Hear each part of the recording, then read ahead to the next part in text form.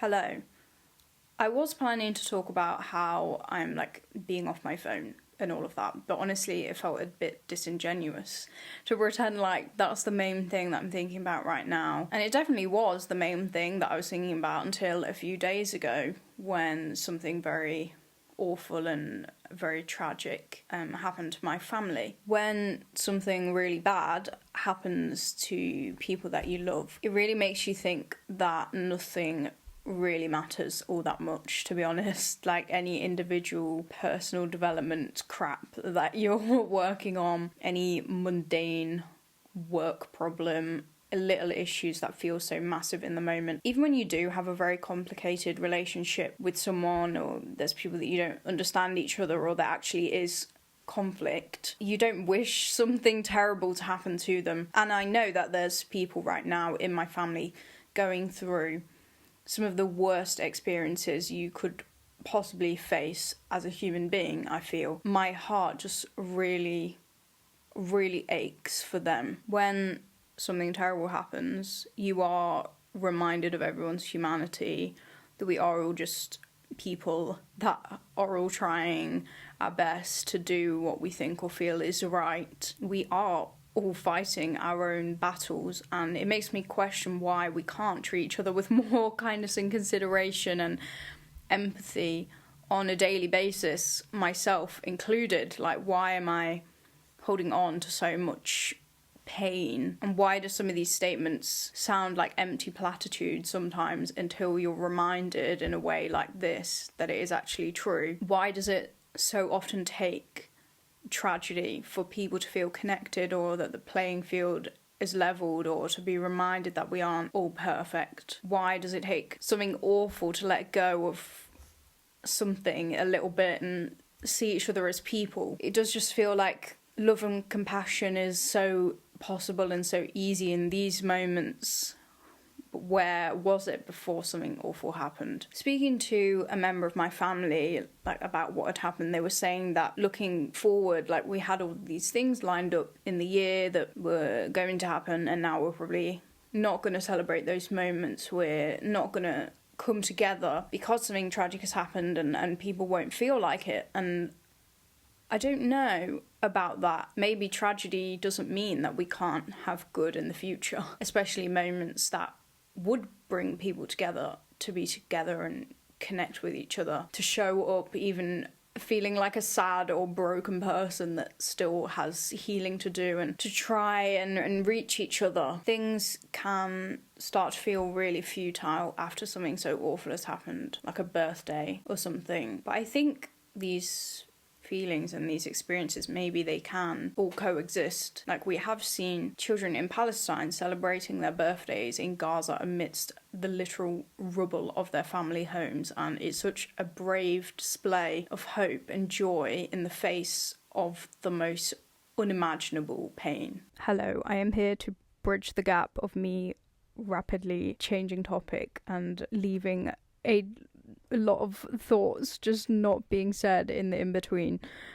So here I am. Anyone who is grieving or suffering or going through pain should be granted as much time and space to do that as possible, as much as they need, as much as they want. But I don't think we can or should decide for them what they're going to be feeling and what they're going to want to do or not. And I feel slightly hesitant to take away future moments where that person might be able to connect with people again, or do something that's unrelated to what they've been going through. They might actually want that, and I don't think the answer to suffering is for that person to potentially be isolated, or for them to feel guilt that now it's affecting other things. It feels in some ways a little bit like the phrase, the price of community is inconvenience. You're going to have to show up to things that you don't feel like showing up to, or show up for people when you don't feel like showing up. And I feel like the same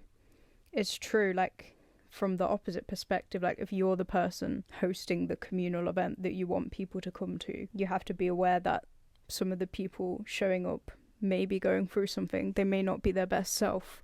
They may not be wanting to be there. They may feel inconvenienced, but ultimately it is their decision to make about whether they're showing up or not, and in what capacity they're showing up. That is obviously a big part of life and a big part of being in a community or in a family. Yeah, sometimes you do have to cancel things. That can be the case, and sometimes that is absolutely the best option. Maybe we just need to be careful about like deciding what other people are feeling or should be feeling, and taking opportunities for connection away from those people. Also, I just wanted to say that I feel like I started this video talking like about a personal, like specific issue that happened, but it's kind of led to thoughts about wider things that aren't necessarily related to this specific thing.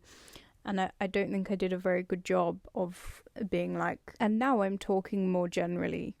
So I hope that anything I'm saying here isn't taken as this applies to every single situation and every specific situation. Like, there's obviously nuance everywhere, but I feel like I am now, from now on, Hugh Jackman, going to speak more generally. This is going to sound literally ridiculous, but replaying Danganronpa as an adult has been unexpectedly hitting me so hard, because I feel like now I actually understand a bit better the ideas that it's presenting, like the idea of hope championing over despair. So I've been thinking a lot about that, about choosing hope despite despair always existing, and often there are so many reasons to give in to despair, or sometimes it feels like even arguably the most logical option. But hope always exists, even in the most dire situations, and it takes many forms. Sometimes it's just waking up each day or getting out of bed. Like, it doesn't have to be massive, it doesn't have to be awe-inspiring. Sometimes it is, and that's really beautiful. I found out this news on a day that honestly, I had had such a beautiful morning. Like, it was so sunny. I went to a gym class. Everyone was really chatty and friendly. The air was so crisp outside, and everyone just seemed so upbeat. And I was just thinking to myself, it's so beautiful to be alive, and I'm so lucky to be experiencing this moment together with everyone on Earth today. Such a gorgeous day, such a vibrant energy. I just felt this, like, love for the human race. And then later on, after I'd heard from my family, I felt so horrible that I had literally just been thinking this morning how like beautiful life is and how lucky we are. And there are people in my family right now feeling the exact opposite, and I'm questioning that feeling that I had this morning now as well, even though I had still had that feeling at a time that other people in the world that aren't in my family were going through an awful moment in their lives. There are always people going through horrible or terrible or difficult times. They just aren't always our family members, or even members of our own community, or in the same country or continent as us. There's almost always a reason to feel hopeless, especially right now when it feels sometimes like the world itself is just falling apart. And in a way it is. Like, we know war and genocide is literally still happening, and we know for a literal fact that we are destroying the planet that we live on, and these are all reasons to give up. But we can't. We literally can't give up. It's always worth trying. Even if the ultimate answer is that it was impossible to fix, it was inevitable. There's always, it's worth having hope, believing in the good of people, doing something rather than doing nothing. I heard someone recently use the phrase idealist in a disparaging way. And looking into it after the fact, I suppose the word is actually generally used to say that someone is naive or impractical and out of touch with reality. I'm literally such an idealist that I almost loop back round into appearing really cynical sometimes, because I'm like, guys, why are we not living in this perfect world that I can envision is possible? Like, can we please just hold hands around the campfire? I feel like I can always see the world around and think that things could be better, and I spend a lot of time thinking about how it could be better and why it's not better. I like to improve things, and I don't think that's unique to me at all. I think that's a very human thing to do. Some people are just more inclined in that way than others. But anyway, it just made me a bit uneasy to hear the word idealist used so dismissively of someone. And I'm not saying I think that despair and hatred don't exist and that people never do things for their own self-interest. I'm also not saying that we can ever achieve a perfect world. The literal implication of the word ideal implies perfection, and I don't think we should strive for perfection, because what even is that? But we should strive to be better. We should strive to love each other and this earth that we all live on together. Like, what is the alternative to that? Why is it naive or out of touch with reality or impractical to want good things for people and to try to be better and to make the world a better place, even through extremely small actions like saying hello to people on the street, sending a handmade card, saying, hey guys, I'm gonna pop the kettle on, does anyone want a cup of tea? Sometimes I feel like people that are dismissing people that they see as idealists are just people that want to feel like they shouldn't be doing anything, or they shouldn't be taking a stand against anything, or there's nothing I can do, my hands are tied, I'm just one person. Your small actions are always going to lead to a net good in my eyes. I don't really know where I wanted to go with this, and I actually think I probably was going to say something